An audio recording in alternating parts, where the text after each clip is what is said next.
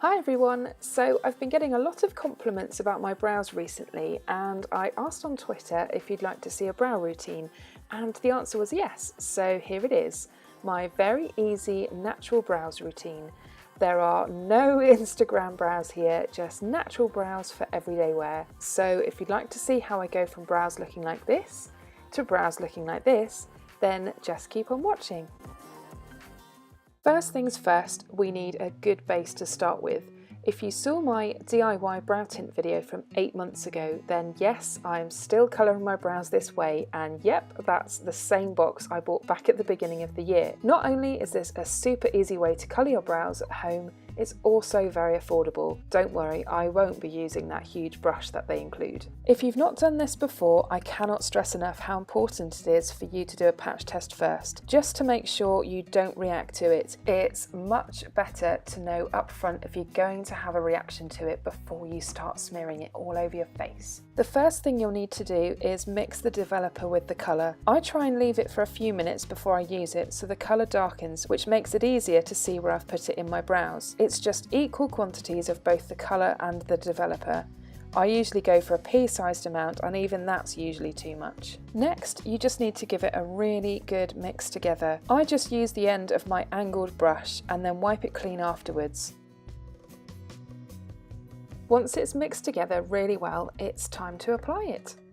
For the actual application, I like to use an old angled brush. It makes the process much more precise, but you still have to be careful. You can use Vaseline or something similar to act as a barrier to protect your skin, but I don't bother doing this anymore. I just work in small sections and try to take my time, gradually working my way along from one end to the other. Don't be too tempted to load lots of product on your brush and just go for it.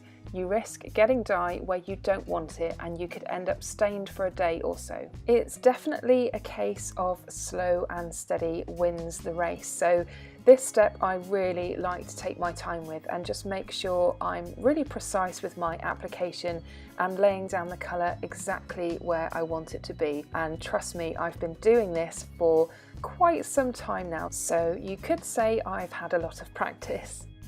As you can see, I've still got a fair bit left, so I'm going to go over everything again and apply it a bit thicker than I did the first time. It will temporarily colour your skin underneath, which is handy if, like me, you've got bald patches. But remember, the dye will only stain your skin temporarily for probably around 24 hours or so. This also applies to any bits of skin you catch that you don't want to, so either use a barrier like Vaseline or just be really careful. Once applied, you just need to wait for the colour to develop. You'll need to experiment with how long is best for you, but I usually wait around 7 minutes. Whilst we're waiting, let's talk about brow maintenance. You'll have probably heard me talking about these products before.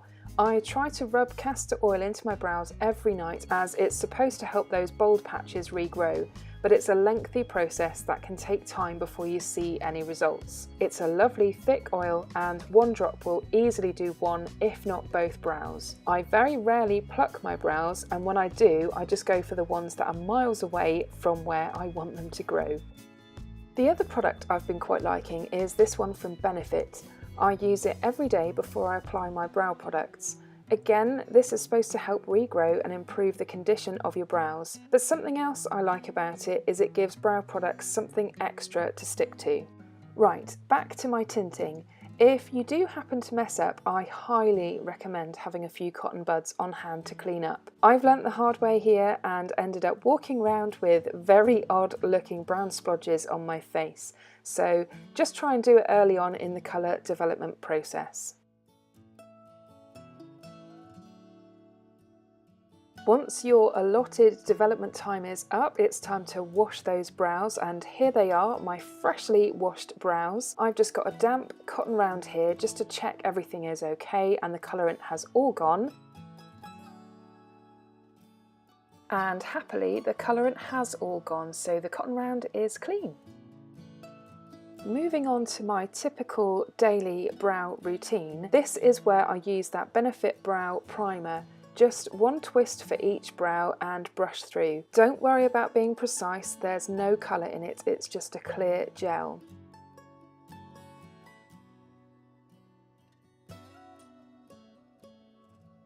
I like to let it dry down a bit before I carry on, just so it really does help the products stick to it. And speaking of products, let's have a look at the products that I personally like to use. Nowadays, I quite like a two-step process. This makes my brows look even more natural by giving extra definition to my brow hairs. I've tried pomades, powders, and all-in-one products like Gimme Brow, but I just love a brow pencil and I find them much easier to use. I prefer brow pencils to be a bit more waxy instead of creamy, as they tend to have better staying power, and often creamy brow pencils tend to have a higher colour payoff, meaning potentially very blocky looking brows which need a ton of blending. With a light hand, I gently start to build up some colour. The brow tint does a great job, but I just need a bit more depth and colour to my brows. Annoyingly, both of my brows have boldish bits at the front. This is the hardest part of my brow routine as they don't match. I find using a big mirror really helps to see how balanced everything is looking. I just cannot do my brows in a small handheld mirror.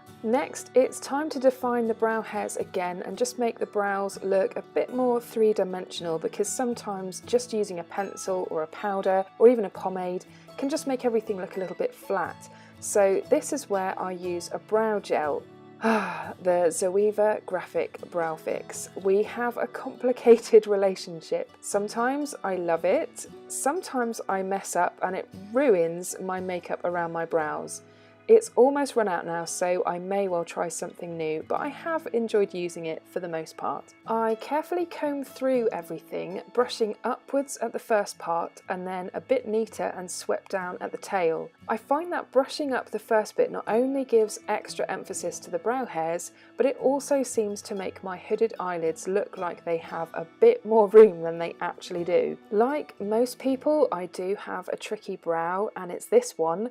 I always try and do my easy one first and then just try and match the two together as best I can on the problem side. It's easier said than done a lot of the time, but this is where a big mirror and looking at things from a distance can really help. When my brows have started to fade from being tinted, which is usually after a couple of weeks, I use 2 coats of brow gel just to really make the brow hairs pop, but because I've freshly coloured them, 1 coat is enough for today.